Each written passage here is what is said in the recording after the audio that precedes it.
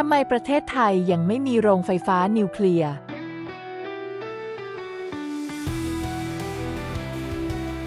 โรงไฟฟ้านิวเคลียร์จากแหล่งผลิตไฟฟ้าที่หลายคนเคลือบแคลงใจกำลังกลายร่างเป็นพระเอกขี่ม้าขาวคนใหม่ที่จะเร่งให้นานาประเทศเข้าใกล้เป้าหมายNet Zeroหรือการปลดปล่อยก๊าซเรือนกระจกสุทธิเป็นศูนย์ได้ไวยิ่งขึ้นการผลิตไฟฟ้าจากนิวเคลียร์มีจุดเด่นตรงที่ทั้งไม่ทิ้งคาร์บอนฟุตพริ้นท์และผลิตพลังงานอย่างมีเสถียรภาพซึ่งการผลิตไฟฟ้าจากพลังงานนิวเคลียร์ปล่อยก๊าซเรือนกระจกน้อยกว่าการผลิตไฟฟ้าจากถ่านหินถึง273เท่าและยังสร้างคาร์บอนฟุตพริ้นท์ต่ำที่สุดเมื่อเทียบกับพลังงานสะอาดชนิดสำคัญของโลกอย่างพลังงานจากน้ำและแสงอาทิตย์แม้ในตอนนี้กลุ่มประเทศอาเซียนจะยังไม่มีใครผลิตไฟฟ้าจากพลังงานนิวเคลียร์ได้แต่ด้วยแรงกดดันจากสถานการณ์โลกเดือดรวมถึงความต้องการด้านพลังงานที่พุ่งสูงและกระทบกำลังซื้อของประเทศกำลังพัฒนาหลายประเทศในอาเซียนจึงได้หยิบแผนพลังงานแห่งอนาคตนี้มาปัดฝุ่นใหม่หรือเดินหน้าต่อจากเดิมทั้งอินโดนีเซียเวียดนามมาเลเซียรวมถึงฟิลิปปินส์ผู้เป็นประเทศเดียวในอาเซียนที่มีโรงไฟฟ้านิวเคลียร์ก่อนเพื่อนๆในแถบอาเซียนแต่ก็มีอายุนานกว่า3ทศวรรษและยังไม่เคยถูกใช้ผลิตไฟฟ้าแม้แต่กิโลวัตต์เดียวแล้วไทยแลนด์ของเราว่าอย่างไรจากที่เราเกาะกระแสความฮอตของยานยนต์ EV จนมียอดขายโตเป็นเบอร์ 1ของอาเซียนแล้วค่ะเรามีแผนที่จะเกาะกระแสผลิตพลังงานสะอาดด้วยโรงไฟฟ้านิวเคลียร์บ้างจะดีไหมโอกาสและข้อจำกัดของไทยในการเป็นผู้นำด้านการผลิตไฟฟ้าจากพลังงานนิวเคลียร์มีมากน้อยแค่ไหนและไฟฟ้าสะอาดที่ผลิตจากปฏิกิริยาในระดับเล็กกว่าอะตอมนี้มีข้อดีข้อเสียอย่างไรEP นี้เรามาดูกันค่ะว่าทำไมประเทศไทยยังไม่มีโรงไฟฟ้านิวเคลียร์กันสักที ไฟฟ้าจากนิวเคลียร์ดีต่อโลกอย่างไร ในการประชุมว่าด้วยการเปลี่ยนแปลงสภาพภูมิอากาศแห่งสหประชาชาติครั้งที่ 28 ที่ผ่านมา นับเป็นครั้งแรกที่ประชุมเห็นชอบกับการสนับสนุนการลงทุนในพลังงานนิวเคลียร์เพื่อลดการปล่อยคาร์บอนในการประชุม World Economic Forum 2024 ก็เน้นย้ำถึงความสำคัญของโรงไฟฟ้านิวเคลียร์เพื่อมุ่งสู่สังคมคาร์บอนต่ำโรงงานไฟฟ้าพลังงานนิวเคลียร์เป็นเทคโนโลยีการผลิตไฟฟ้าสะอาดที่สร้างคาร์บอนฟุตพริ้นท์ต่ำและมีเสถียรภาพสูงโดยการผลิตไฟฟ้าจากพลังงานนิวเคลียร์มีข้อดีคือลดการปล่อยก๊าซเรือนกระจกได้ 1.5 พันล้านตันต่อปีเทียบเท่าการใช้ก๊าซธรรมชาติ 1.8 แสนล้านลูกบาศก์เมตรต่อปี เป็นแหล่งพลังงานสะอาดที่มีเสถียรภาพในการผลิตสูงมาก เมื่อเทียบกับพลังงานทางเลือกประเภทอื่น เช่นพลังงานลมพลังงานแสงอาทิตย์พลังงานมหาสมุทรที่พึ่งพิงสภาพอากาศในแต่ละวันสูงมาก ในขณะที่พลังงานนิวเคลียร์สามารถผลิตไฟฟ้าได้เต็มกำลังมากถึง 90% ของเวลาการเดินเครื่องคุ้มค่ากว่าพลังงานฟอสซิลในระยะยาวแม้การลงทุนตั้งต้นจะมีมูลค่ามหาศาลแต่โรงไฟฟ้านิวเคลียร์สามารถเดินเครื่องได้ยาวนาน 20-40 ปี โดยมีความพยายามที่จะขยายระยะเวลาการทำงานออกไปให้ยาวถึง 60 หรือ 80 ปี อย่างเช่นในฝรั่งเศสขณะนี้เพื่อเพิ่มความคุ้มค่าของการลงทุนในระยะยาวเข้าถึงเทคโนโลยีโรงไฟฟ้านิวเคลียร์ได้ง่ายขึ้นคือการลงทุนน้อยลงจากเดิมการผลิตโรงไฟฟ้านิวเคลียร์ขนาด 1,000 เมกะวัตต์ใช้เงินลงทุนราว 2,000 ล้านดอลลาร์ถึง 1.4 หมื่นล้านดอลลาร์หรือประมาณ 7.3 หมื่นล้านบาทถึง 5.1 แสนล้านบาทปัจจุบันมีการสร้างโรงไฟฟ้าพลังงานนิวเคลียร์แบบโมดูลขนาดเล็กที่มีขนาดน้อยกว่า 300 เมกะวัตต์ราว 1 ใน 3 ของโรงปกติราคาจะอยู่ที่ราว 1.5 พันล้านดอลลาร์หรือประมาณ 5.5 หมื่นล้านบาทค่ะเพราะการเปลี่ยนผ่านสู่การเพิ่มสัดส่วนการผลิตไฟฟ้าด้วยพลังงานทางเลือกไม่สามารถทำได้ทันทีแม้จะลดการปล่อยก๊าซเรือนกระจกจากการลดการเผาไหม้ถ่านหินน้ำมันก๊าซธรรมชาติอย่างมหาศาลแต่ผลกระทบที่จะตามมาคือเสถียรภาพทางพลังงานที่สั่นคลอนคิดภาพว่าประเทศไทยใช้พลังงานไฟฟ้าสะอาด 100% แต่ผลที่ตามมาคือต้องเผชิญกับปัญหาไฟตกทุก 20 นาทีผู้ที่จะได้รับผลกระทบมากที่สุดก็คือโรงงานอุตสาหกรรมการผลิตที่ขัดข้องเป็นเวลาไม่กี่นาทีกระทบรายได้จากผลผลิตมูลค่าหลายล้านบาท และที่สำคัญกระทบความเชื่อมั่นของบริษัทต่างชาติที่เลือกไทยเป็นฐานการผลิตที่สำคัญระดับโลกรวมถึงทุกประเทศทั่วโลกจึงต้องบาลานซ์ให้ดีระหว่างการเปลี่ยนเป็นไฟฟ้าสีเขียวเพื่อโลกและการรักษาเสถียรภาพทางพลังงานด้วยโจทย์เช่นนี้จึงทำให้นิวเคลียร์ถูกจับตามองในฐานะตัวละครสำคัญในช่วงเปลี่ยนผ่านสู่การผลิตไฟฟ้าสีเขียวจากพลังงานทางเลือกโดยโรงไฟฟ้านิวเคลียร์จะทำหน้าที่รักษากำลังการผลิตให้เพียงพอต่อความต้องการของประเทศในขณะที่ฝ่ายผลิตลดการผลิตไฟฟ้าจากพลังงานเชื้อเพลิงฟอสซิล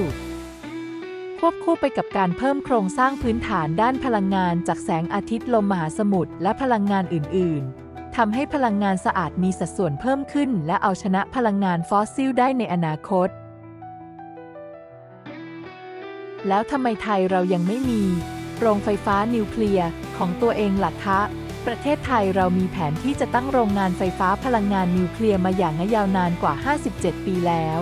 และแผนนี้แม้จะถูกหยิบมาพูดถึงกันใหม่อยู่หลายครั้งอย่างเช่นในปี 2534 และ 2550 แต่ก็ไม่สามารถดำเนินการต่อได้อันเนื่องมาจากเหตุผลหลายประการส่วนหนึ่งมาจากเหตุผลเกี่ยวกับความรู้ความเข้าใจของภาคประชาชนอาทิความกังวลถึงความปลอดภัยของโรงไฟฟ้านิวเคลียร์การจัดการกับซากสารกัมมันตรังสีและที่สำคัญอันตรายจากอุบัติเหตุที่อาจเกิดขึ้นดังเช่นกับโรงไฟฟ้านิวเคลียร์เชอร์โนบิลในสหภาพโซเวียตหรือโรงไฟฟ้านิวเคลียร์ฟุกุชิมะในญี่ปุ่นรวมถึงการนำวัสดุนิวเคลียร์ไปใช้ทำอาวุธนิวเคลียร์ด้วยซึ่งปัญหานี้ต้องอาศัยการให้ความรู้ความเข้าใจที่ถูกต้องเกี่ยวกับโรงไฟฟ้านิวเคลียร์นอกจากนี้หากพิจารณาในมิติของความคุ้มค่าและกำลังการผลิตไฟฟ้าในบ้านเราแล้วในตอนนี้ไทยยังไม่จำเป็นต้องมีโรงไฟฟ้านิวเคลียร์ข้อมูลจากศูนย์วิจัยกสิกรไทยเผยว่าหากมองด้านความคุ้มค่าระยะยาวการผลิตไฟฟ้าจากนิวเคลียร์มีต้นทุนสูงกว่าเมื่อเทียบกับการผลิตไฟฟ้าจากแหล่งอื่นโดยในปี 2023 ที่ผ่านมามีต้นทุนอยู่ที่$180ต่อเมกะวัตต์ต่อชั่วโมงสูงกว่าถ่านหิน 1.5 เท่าสูงกว่าก๊าซธรรมชาติ 2.6 เท่าและสูงกว่าโซลาร์เซลล์ 3 เท่าและหากมองในแง่ของกำลังการผลิตไฟฟ้าปัจจุบันไทยเองก็มีกำลังการผลิตไฟฟ้าในประเทศเกินกว่าความต้องการสูงสุดอยู่มากคิดเป็น 34% ของกำลังการผลิตไฟฟ้าทั้งหมดเทียบได้กับโรงงานไฟฟ้านิวเคลียร์ขนาด 1,000 เมกะวัตต์ถึง 16 โรงการพิจารณาจัดตั้งโรงไฟฟ้านิวเคลียร์นอกจากจะต้องพิจารณาถึงปัจจัยข้างต้นแล้วยังต้องย้อนกลับไปคำนึงถึงโจทย์หลักเรื่องความเร่งด่วนของการเปลี่ยนผ่านการผลิตไฟฟ้าของไทยไปสู่พลังงานที่สะอาดมากขึ้นซึ่งภาครัฐต้องพิจารณาควบคู่กันไปให้ภาคพลังงานของไทยขยับตัวได้ทันเวลา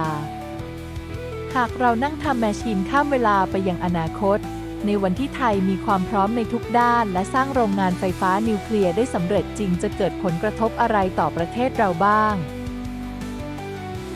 ถ้าไทยเรามีโรงงานไฟฟ้าพลังงานนิวเคลียร์จริงๆตอนนี้ทั่วโลกมีโรงไฟฟ้านิวเคลียร์ที่เดินเครื่องผลิตไฟฟ้าอยู่ทั้งหมด438แห่งมีกำลังผลิตไฟฟ้ารวมกันเกือบ400,000 ล้านเมกะวัตต์นับจากวันที่ไทยสนใจตั้งโรงงานไฟฟ้านิวเคลียร์ครั้งแรกมาจนถึงวันนี้มีโรงงานไฟฟ้านิวเคลียร์ผุดขึ้นใหม่แล้ว374แห่งทั่วโลกยังไม่รวมที่กำลังก่อสร้างอีก61แห่งณขณะนี้แม้จะยังพูดได้ไม่เต็มปากว่าไทยตกขบวนแต่จะเป็นการดีแค่ไหนถ้าเราร่วมขบวนการเปลี่ยนผ่านสู่พลังงานสะอาดเช่นนี้ในเวลาที่เหมาะสมในอนาคตอันใกล้ที่เรามีโรงไฟฟ้านิวเคลียร์มาเป็นเครื่องยนต์สำคัญช่วยผลักดันให้ไทยมุ่งสู่สังคมคาร์บอนต่ำนั้นเราอาจได้เห็นภาพเหล่านี้ไทยพึ่งพิงการนำเข้าพลังงานจากต่างชาติน้อยลงจากปัจจุบันที่ไทยเรานำเข้าถ่านหินมาผลิตพลังงานและนำเข้าไฟฟ้าจากเพื่อนบ้านรวมกันคิดเป็นราว 26% ของไฟฟ้าทั้งหมดการที่ไทยสามารถผลิตไฟฟ้าด้วยตัวเองได้มากขึ้นผ่านโรงไฟฟ้านิวเคลียร์ไม่เพียงลดสัดส่วนพลังงานฟอสซิลแต่ยังลดการพึ่งพิงพลังงานจากต่างชาติรวมถึงลดปัญหาค่าไฟแพงในช่วงที่ราคาพลังงานโลกพุ่งสูงด้วยเป็นฮับไฟฟ้าพลังงานสีเขียวของภูมิภาคในวันที่ไทยมีกำลังการผลิตมากเพียงพอจนเกินกว่าความต้องการในประเทศมากๆไทยก็สามารถส่งออกพลังงานไฟฟ้าสีเขียวนี้ให้เพื่อนบ้านอาเซียนเร่งการเข้าถึงพลังงานสะอาดของทั้งภูมิภาค ช่วยให้คนไทยสุขภาพดีขึ้น เมื่อประเทศมีเสถียรภาพเรื่องการผลิตไฟฟ้าผสานกับการเปลี่ยนผ่านจากยานยนต์สันดาปสู่ยานยนต์ไฟฟ้าพร้อมกับการช่วยให้เพื่อนบ้านลดการใช้พลังงานฟอสซิลด้วยแล้วมลพิษทางอากาศซึ่งรวมถึง PM 2.5 ก็จะลดลงคืนอากาศบริสุทธิ์ให้ประชาชนจุดขายใหม่ดึงดูดเม็ดเงินต่างชาติชูจุดขายซัพพลายเชนสีเขียวให้บริการพลังงานสีเขียวควบคู่กับโลจิสติกส์สีเขียวดึงดูดให้นักลงทุนต่างชาติเลือกลงทุนในประเทศไทยสอดคล้องกับยุคที่องค์กรระดับโลกต้องการปฏิวัติให้ทั้งซัพพลายเชนปล่อยก๊าซเรือนกระจกน้อยที่สุด